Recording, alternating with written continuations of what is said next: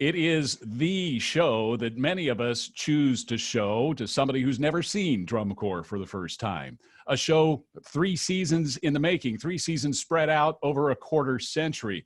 A show in which the audience played a major role, maybe ultimately propelling Phantom Regiment to the title in 2008. Of course, we're talking about Spartacus. Let's run it back.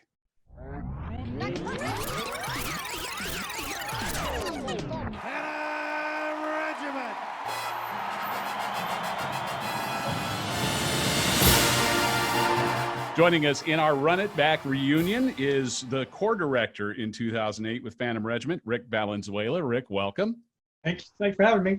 The drum major who did recover from his spear injuries, Will Pitts, is here. Hi, Will. Hey, Dan. Tony Hall, who was a show consultant on Spartacus back in 2008, is here. Hey, everyone. The drill designer, Nick Scotella. Hi, Nick. Hello. We have Paul and Sandi Rennick with us, of course, the Sanford Award-winning Rennick team, and that was the case in 2008 as well. Hi, guys. Dan Farrell, the program director, is here too. Hi, Dan. Hi, Dan. And J.D. Shaw, the brass arranger, is with us. J.D. Hello. And last but not least, color guard instructor from 2008, Adam Sage. Adam, welcome. Yeah. This is going to be fun because it really is. For me, this is the show that if I have somebody who, quote unquote, is a drum corps virgin, I am going to show them 2008 Spartacus first. Granted, it's a show that's 12 years old, but it's linear. It tells a very easy to read story. It is packed with general effect, and it leads to, okay, now that you've seen Spartacus 2008, you want to watch something else, and inevitably the person will say, yeah, what else you got? Do you hear that a lot, Rick? Definitely. It's a show that has not lost any of its charm or its passion or the lore about it at all. No matter where you go, what, different continents, doesn't matter. It's a show that's talked about a whole heck of a lot. Well, let's get into the design of it. Obviously, Phantom did Spartacus 2 years before. Correct me, 80 and 81 or 81, 82? 81 and 82. 81 and 82. Dan, was there concern about, pulling something from the past and redoing it in 2008? Whose idea was it? Well, there was a lot of concern, and the idea had come up several years before we finally decided to go ahead and do it in 08. And that was one of the main reasons, that the show had kind of taken on a life of its own and had grown in stature, the 81-82 Spartacus, to the point where I wasn't sure we really needed to go back and try it again, because it seemed to grow over the years to the point where I almost thought it had overgrown what it really should have. And so when people would bring it up in design meetings, I would be the first one to say, nah, we don't really need to do that. Let's come up with something else. The topic started to get bigger and bigger, especially in 08, in the fall of 07. And it was really when some of the people on the design team, such as JD, said, I don't envision us doing this with a lot of the Spartacus ballet music, but instead, let's pick our own soundtrack. And that clicked something in my head that made it take on an entirely different character that we could use to separate it from the 81 and 82 show. JD, do you remember what you said to him at that time? Do you remember that conversation? Well, I had a similar concern about kind of redoing the music, but we were actually talking about another story. We were talking about Samson Delilah. We kept referencing all sorts of different things like 300 and Gladiator. So we were kind of in a genre, and so we thought, well, and then I think somebody, I don't even remember if it was Tony or Dan, finally came around and said, guys, we're talking about Spartacus. Let's just do Spartacus. But it was still the idea that we would want to not do some of the same music and tell more of the story, so that we would use music that really helped that narrative through time. But while still sprinkling in just a couple things that were iconic from the 81, 82 shows, so that there was a little bit of that aha moment from some of our alumni and fans of those shows back then. Tony, were you brought in as consultant just for this season? Had you been with the Corps up until this point? And what was your connection to the prior Spartacuses? I don't think I was born when the other Spartacus. It wasn't 1880, Tony. Come on. Okay. Well, I had been around the Corps since '93, off and on for multiple seasons, and the last 3 seasons with Adam doing what he did with that color guard, it said to me that we wouldn't do a show like 81 or 82. We would actually tell the story versus just playing music. And we had an opportunity to do that, having the males in the guard at that point in time, where 81, 82, we didn't have that opportunity. Mm-hmm. Adam, I want to give everybody kind of a chance to chime in here on the design before we actually move into the show itself. Adam, were you all in from the beginning on doing Spartacus again? I love that you asked that, because when Dan was talking about those initial conversations, I remember, like JD was saying, we were just throwing around different ideas and different concepts. And then when the Spartacus was kind of resurfacing in conversation, we were all just talking about it, and we all kept going back to, we don't want to recreate, and kind of redo what's been done. We want to make sure it's moving forward, and how do we take a bit of that and something new and mesh that together. But it got really quiet on the design call at one point, and then I think Dan had said, okay, let's go around one person at a time, yes or no. And so it went to everybody, and then it got to me, and I was a little hesitant, and I had said, absolutely, as long as we can make it fresh and new with hints of what was, let's do it. Does anybody want to own up to voting no? I don't think anyone It was did. unanimous. It was unanimous? Okay. Unanimous. Paul, Sandi, what do you remember about those design meetings? I remember them being a little more organized and efficient than typical of a lot of situations I've ever been in. Tony would, we had bound notebooks of the design, the plots, and sort of like the timeline of what's going on. And, the story is timeless. The story is, Adam's got it. Right. The story I thought was timeless. Everyone thought so. And then if we just really modernized the music, which we did, I thought it was a pretty easy yes when it came to that decision. Well, the ultimate say-so was the director at the time, Rick Valenzuela. Were you sold by the staff, or do you have misgivings? Well, what I learned from my previous directors was to hire the great people and let them do their job, and I leaned on Dan for all this. So I left everything up to Dan in his hands, and obviously we made the right choice. Okay, representing the membership, drum major at the time, Will Pitts. Do you remember the members being told what the show was going to be and what the reaction was? I can't actually remember when they announced it, but I do remember immediately a couple of, how do I want to put this, more aggressive members immediately text me, are we just doing 81 and 82 again? And all these panic things. But my favorite behind the scenes about this summer is a member, Courtney Lawrence, who had been a member for 5 years up to this point, accidentally got included on a design team email one time that gave her a link to a staff Dropbox filled with music. And so about a week before we found out as members, all we had were all these little music clues of source material that they had put in there. And we had no idea. We couldn't figure out what it was. But, so I, having heard a lot of that music, kind of got this idea of, oh, they are taking something that we know and is timeless, but they are putting a completely fresh and exciting and incredibly dramatic musical treatment to it. So we were incredibly excited.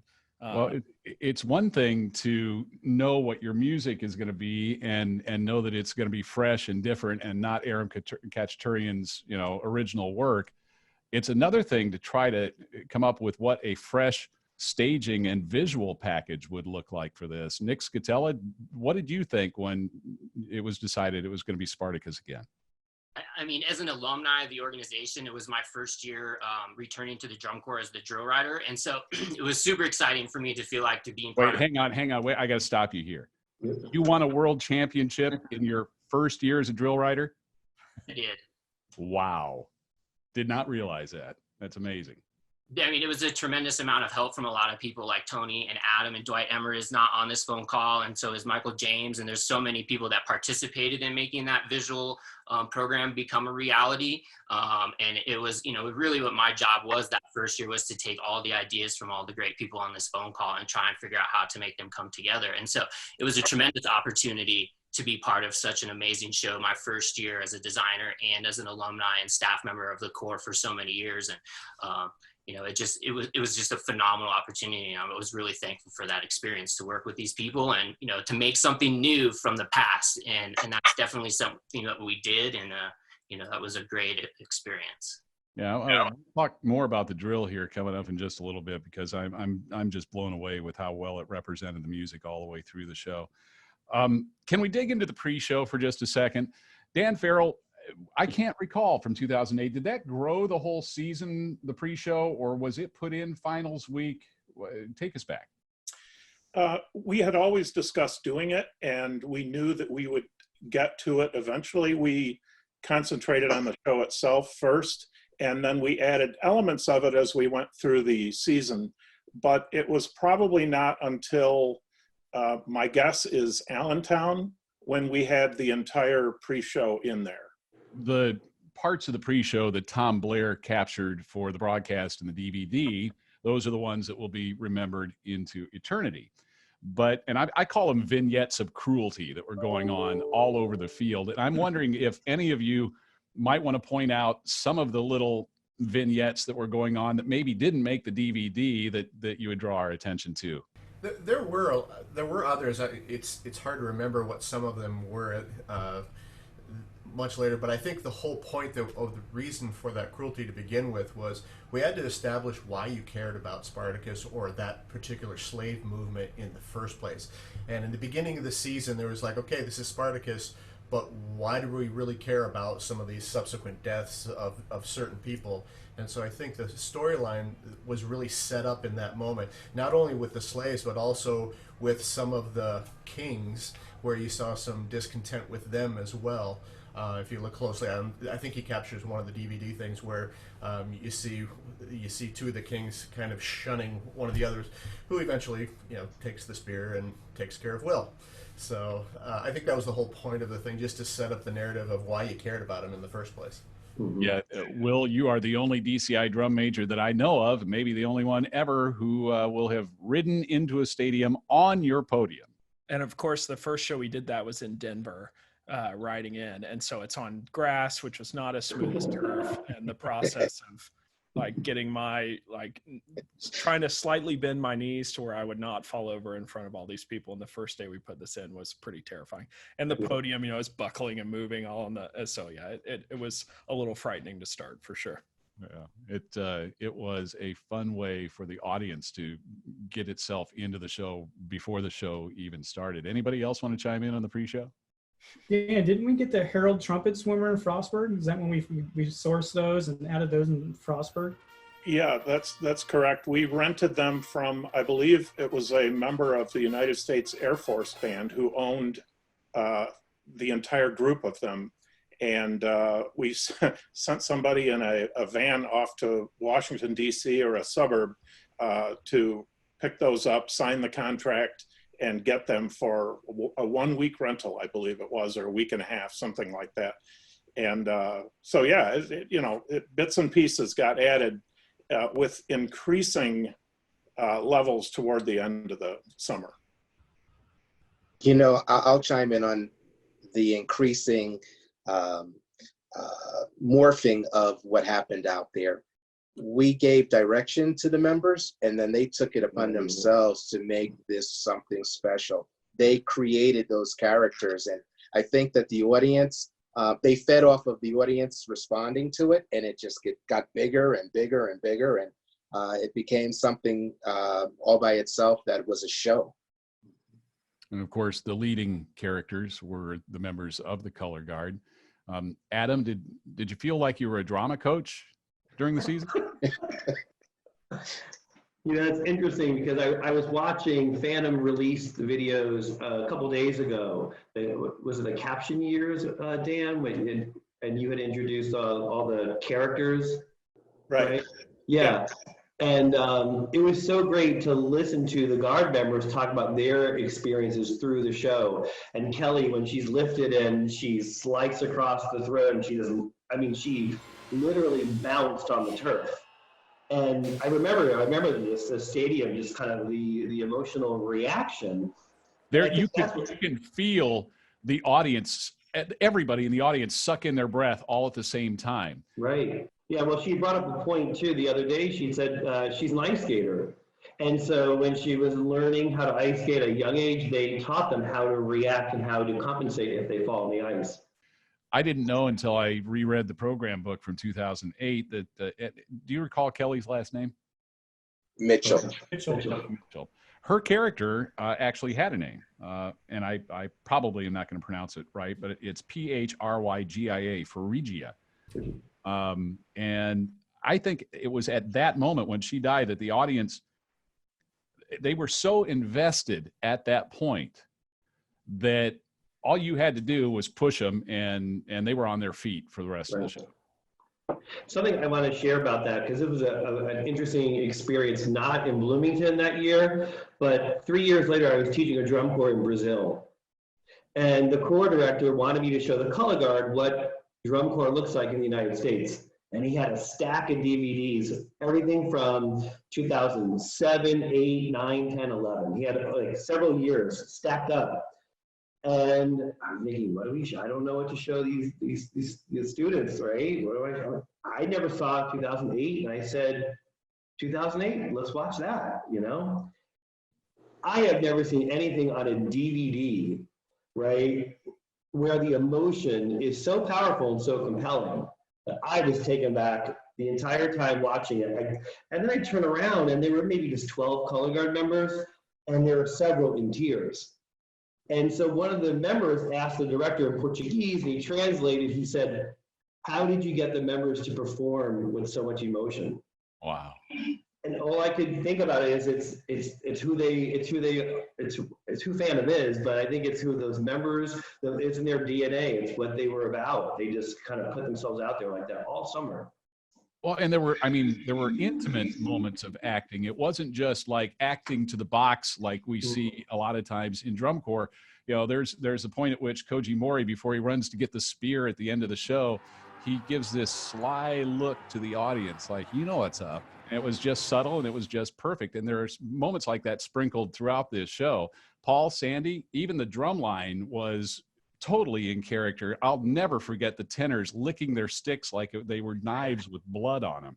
There were some really great opportunities for the percussion section in general. There was a couple of, one in particular was a fight scene, and I think the image was the first thing that came, and that was when the shields sort of came up and created a wall.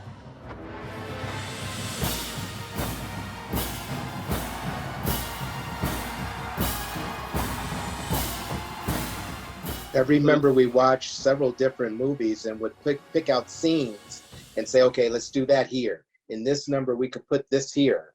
And it was pretty interesting how that all developed. Rick, as you were watching your staff work and adding all of these things in and looking at let's just call it what it is.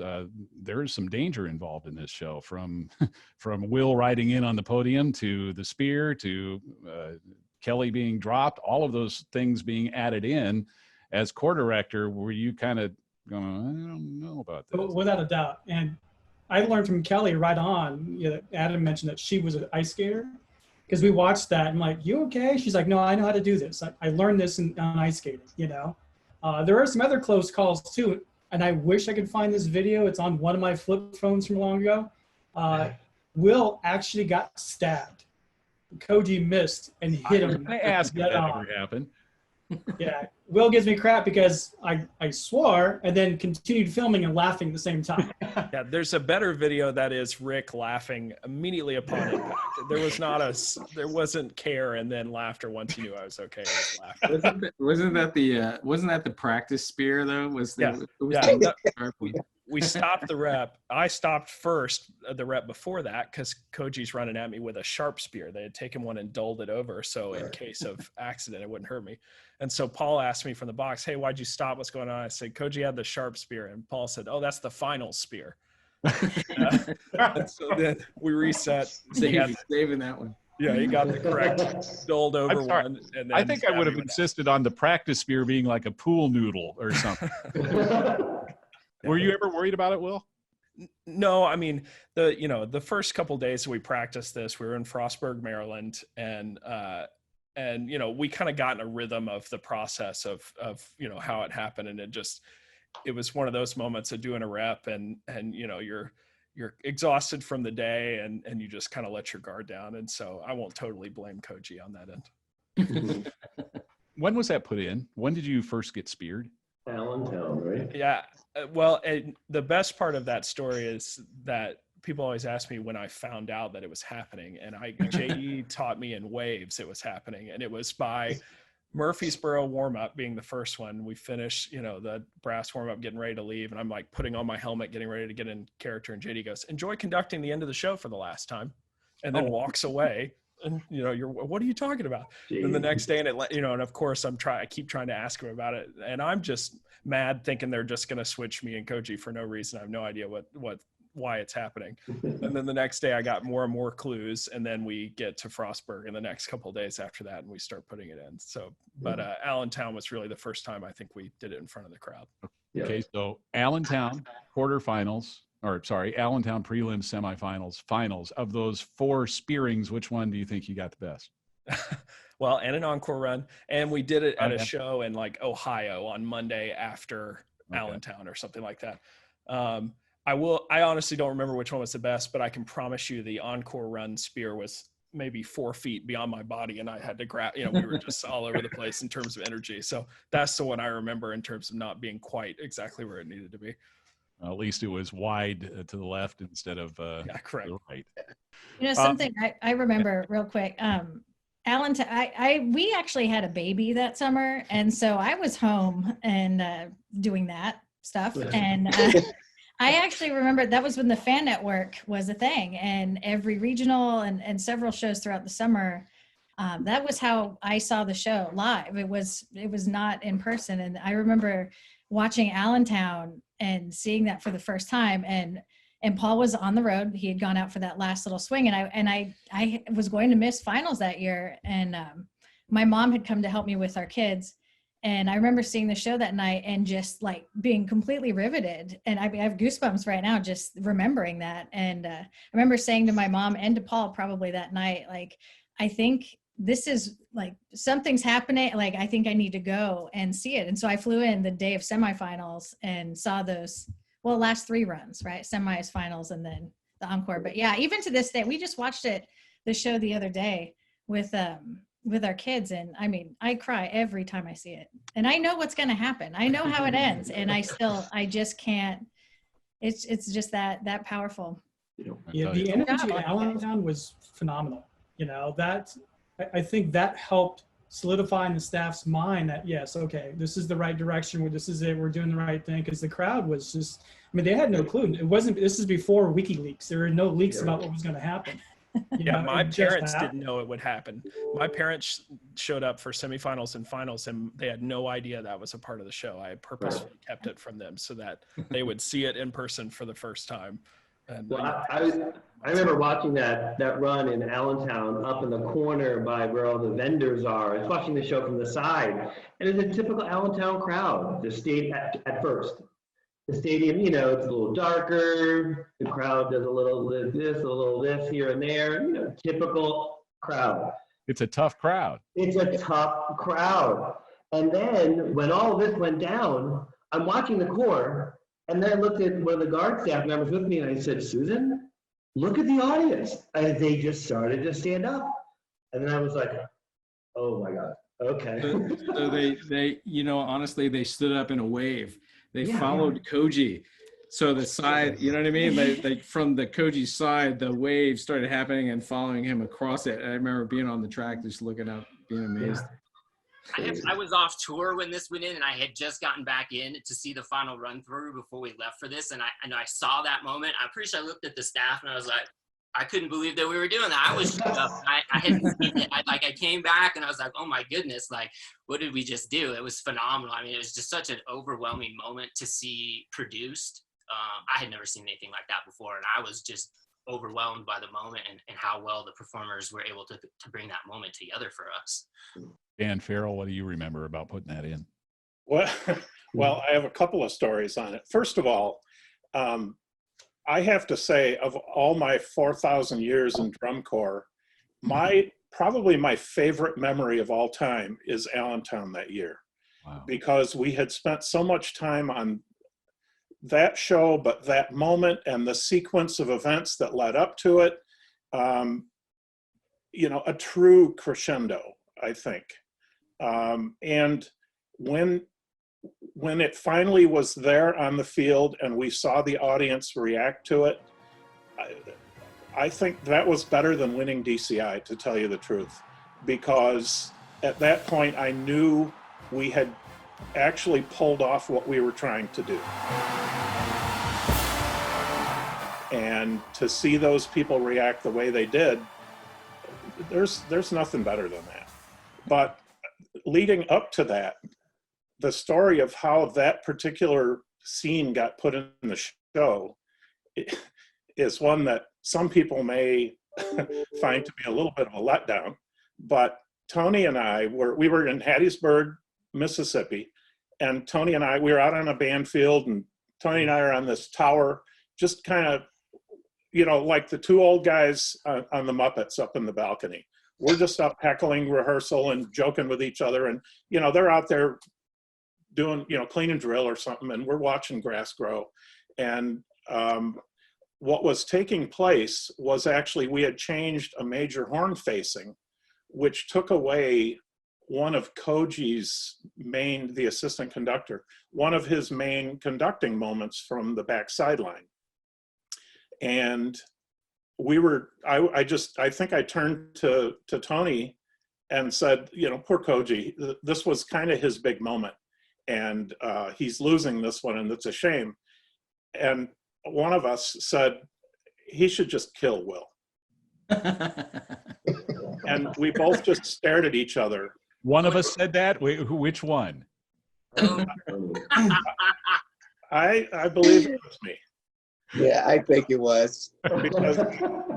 And so we just stared at each other for quite a while without saying anything. And then Tony was like, no, we have to do that. We have to figure that out, because we knew that part of the show was missing something, and that's why we were changing the facing anyway, and we were trying to get more drama out of that moment.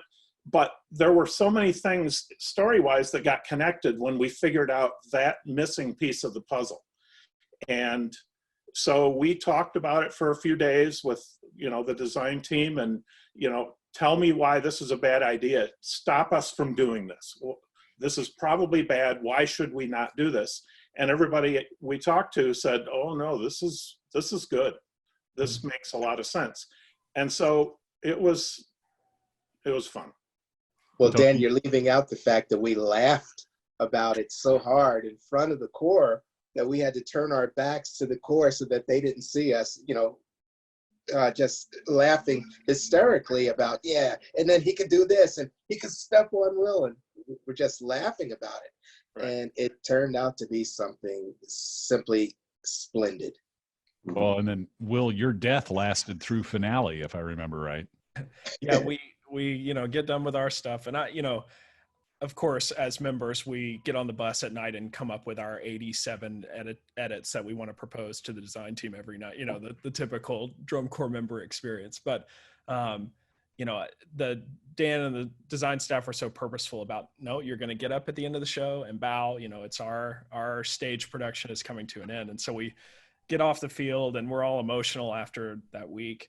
And Dan pulls me aside, and Dan Farrell in my life as a member was always sort of just what he said went, and that's what happened. And never did Dan Farrell really, he didn't even directly ask for it in this point, but asked for forgiveness or permission in a moment. But Dan started the conversation with, hear me out, and then explained what we wanted to do in the next thing. And so we kind of worked through the logistics of what needed to happen. But I think Rick Valenzuela needs to tell the rest of that story of how he felt during the process of me letting him.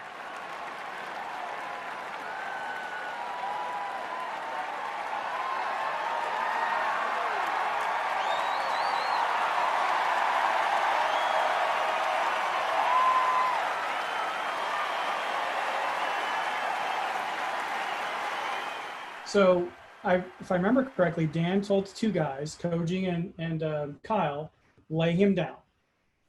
Were those the words that were used? Lay him on the ground. And then I added, cross my arms across me so they don't fall asleep or something like that. So those two drag him up, and then they drop him. Like literally just without care, just drop him. And then they cover him with a cape. And so I'm up there and I can see him. And, now we're starting to retreat and we're starting the scores and all the, all the announcements that go with everything.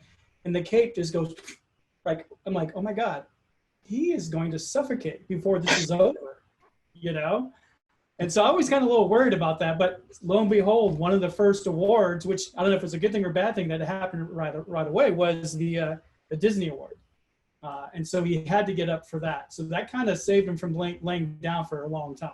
And my only regret is that I didn't lay there dead and make Dan Atchison put the Disney Award at my lifeless body on the ground. I really regret not doing that. But I think Rick would have probably run in at that point, so it probably worked out. Besides winning the title outright in 2008, you did win the Sanford Award for percussion. You won GE Music. You won Music Ensemble. And as Will just mentioned, the Spirit of Disney Award. Let's talk competition for just a moment, because as we've already alluded to, what started in Allentown kept going for the following week. And I believe you were fourth in Allentown, third in prelims, second in semifinals, and one in finals. And I've heard it said many times that the audience was the other performer on the field that night, and that the audience, as I said in the intro, propelled you guys to a certain extent to the title. I want to get everybody's thoughts on that. What role did the audience play in Phantom winning in 2008? Tony Hall, let's start with you. Through the course of the season, actually at the very beginning, our first night, we knew we wanted the entire audience to be a participant in the show. And so the thumbs up, thumbs down, die, live, that was in early on in the season. And we kind of coached the audience into doing that. But the saying, I'm Spartacus, I am Spartacus, that piece of it was in an open letter to our fans and alumni. And it was based upon the emotions that came up that evening in Invesco in Denver about how I felt watching the show and standing up at that point and thinking, I'm Regiment, I am Regiment. That's how I felt about it. And I said that in a letter, and soon we started getting people standing up all over the place, and the excitement that it built as the season went on, and I just couldn't believe it. And what happened in Allentown to propel us from that point forward was phenomenal. But people were as if they were in a living theater show. They were a part of it. They were members of the production, and I've never seen that since. Dan Farrell? I've watched it happen time and time again with us and other corps. In the last few weeks, when the audience lifts the corps further than they would have gotten on their own. And I've seen it happen many times, and it certainly happened in this case. And it made us feel very grateful that we were able to get them to help us in that way. Adam Sage, what do you recall about the audience's involvement and building that over the course of the season? Yeah, I think a huge part of that really came from the performers. It's like we threw these ideas at them, and they never let down. Whether it was changes or revisions, they always went after it pretty much every day. And I think the audience's reaction just becomes a validation to the performers, empowerment, the willingness the performers brought to that field that elevated it and took it to the next level. And then the audience, you have to react to that, right? Because it's real, it's emotional, it's human. And it was just a really amazing experience to see audience and members doing that, you know, together. I remember thinking that we had something special in Murfreesboro, and just watching the audience, and we had planned on trying to have the audience involved from the beginning, and we knew it would be hard. I remember I think we were at Tony's house doing a design meeting, and we were talking about the I Am Spartacus moment.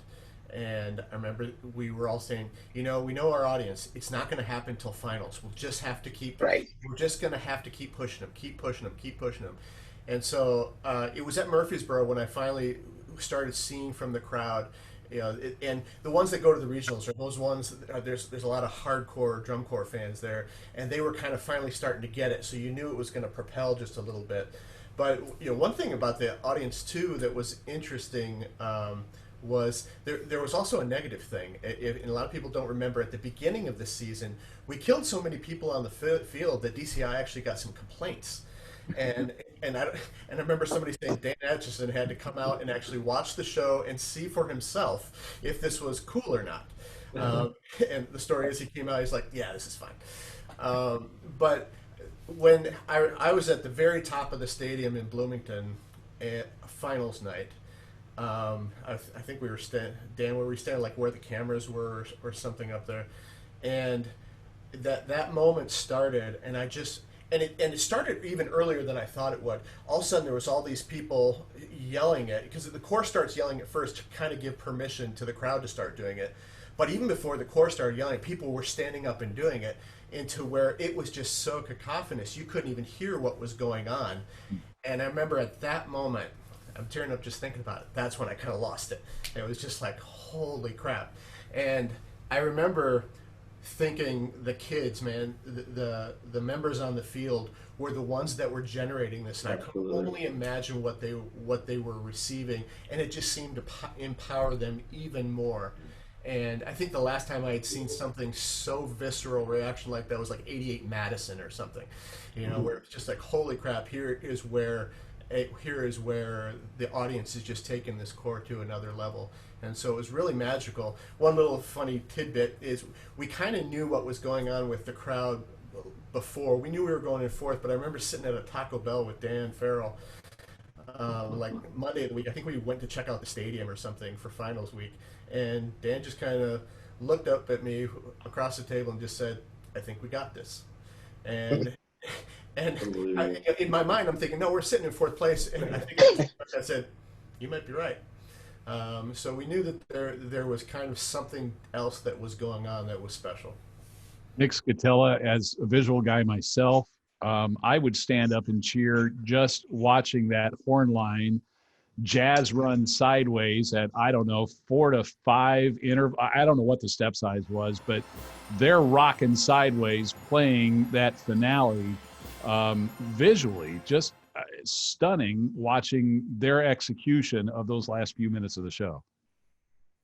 Yeah, I mean, the great thing that we had in 2008 was that we had been growing a drum corps for years up till that point in time.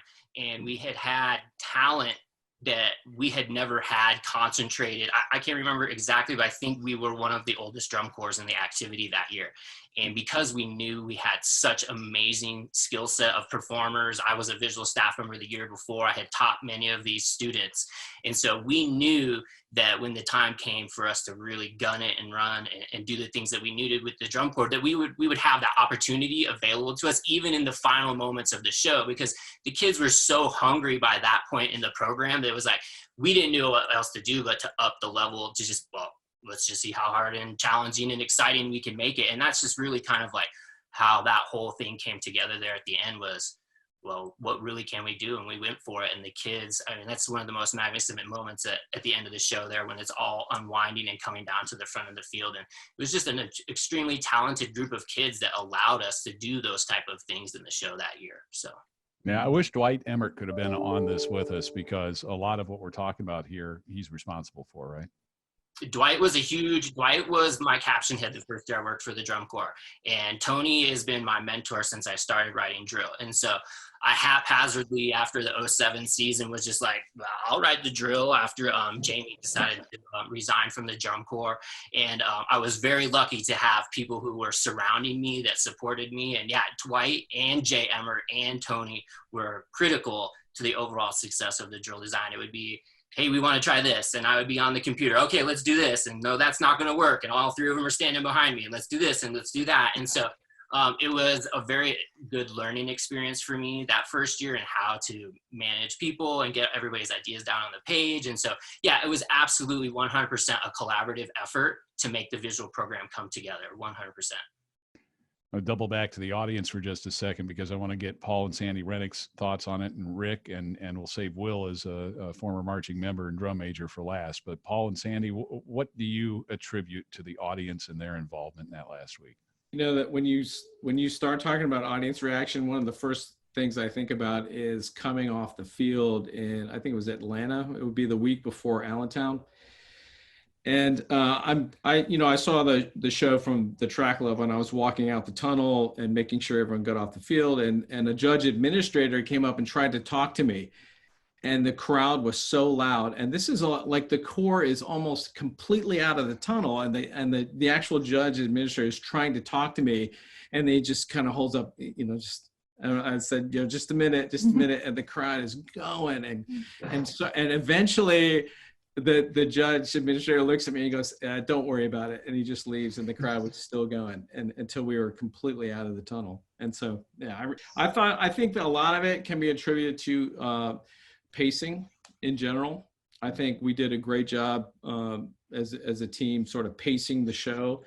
After the initial fanfare, it was guns blazing for a while. And then the way we sort of kept the energy level going until that ballad, and then the way that interrupted and ended the show. I think from a timeline from beginning to end, we sort of engaged the audience in a way that they felt completely okay to react the whole time. So, Rick? What everybody here said, I mean, the staff did a phenomenal job. The design team of like Paul said, the pacing, getting the crowd involved. And I think Adam mentioned like giving them a reason. I mean, those three things right there is what really, sold the crowd. The only thing I'm glad we didn't hear it. I would be afraid to hear what the crowd reaction was if we were in second place. Will, I know standing on a podium that with your back to the audience as a drum major, you can feel, even with your back to them, when the audience is into it. Were you surprised by the growing involvement and the fact that the audience was just becoming more and more a part of the show?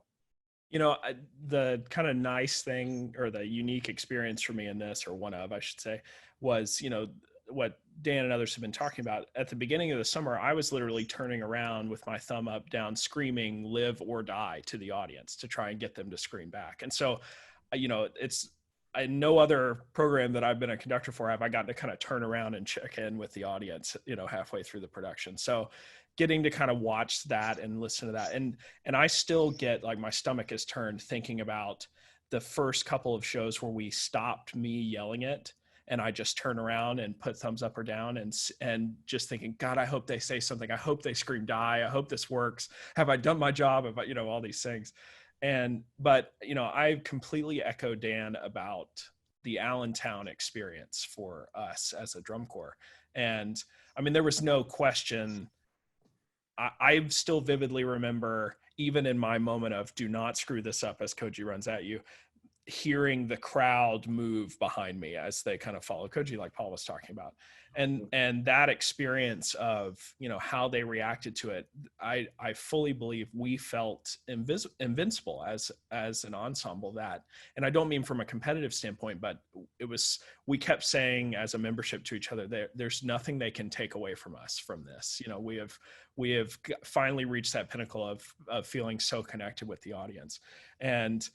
But the other important part of that was, the staff kept the foot on the gas pedal. We were seated fourth, but we were first on our night in Allentown. And, we're back at the bus celebrating, doing all these things. And the next day, JD sits us all down. It's like, we are not anywhere close to done. There's so much time left in a drum corps season. It's like dog years, and so a week of drum corps so much can happen in that time. But, just knowing that in that moment, okay, we have the audience now. They are a part of this, and they will not let go in this moment. It jazzed us up even more. But obviously it's important too that we as membership, from really day one of kind of learning about the program, we believed in it. It was one of those things that we were always excited about the show itself.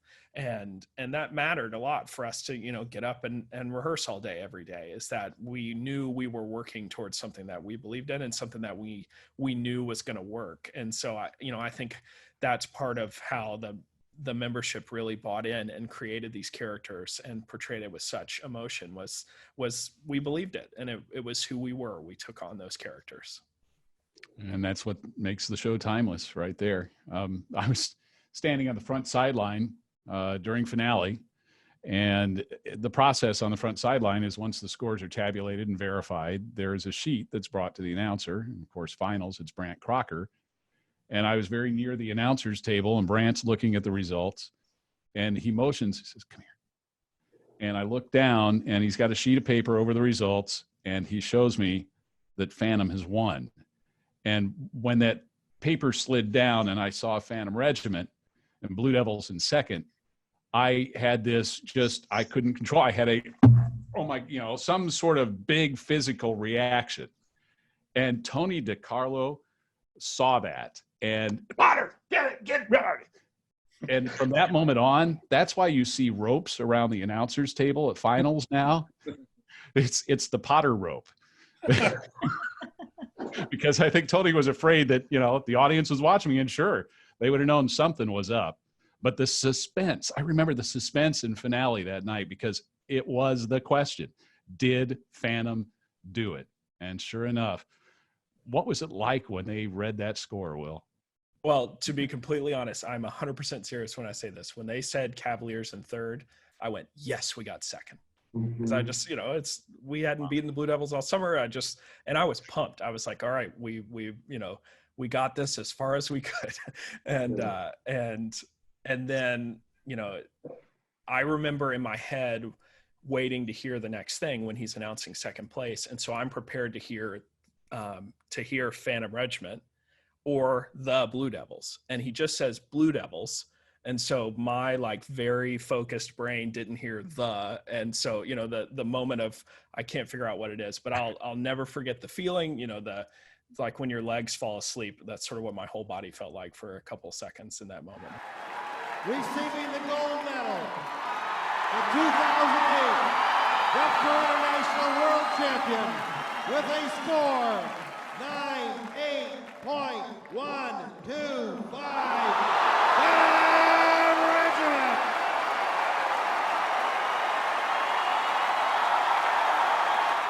At that moment, we felt like we had accomplished everything we wanted to accomplish. And I know it's easy to say on the backside after winning DCI that that's the feeling we had, but it really was so much a part of how we felt about it, that the championship part was a really awesome cherry on top of that cake that had been built. Thank you all for doing this. And on behalf of drum corps fans, pageantry fans everywhere, thank you and everybody you represent for what was truly a jewel of a show, and one that will live on and on and on. And I look forward still to showing to people who don't even know they're drum corps fans yet for the very first time. Thank you all for being here and doing this. We appreciate it. Thank you, Dan. Thank you, Dan. Thank you. Thank you. This is my first year in drum corps, and I never knew it could be like this. Phantom Regiment. Suit up.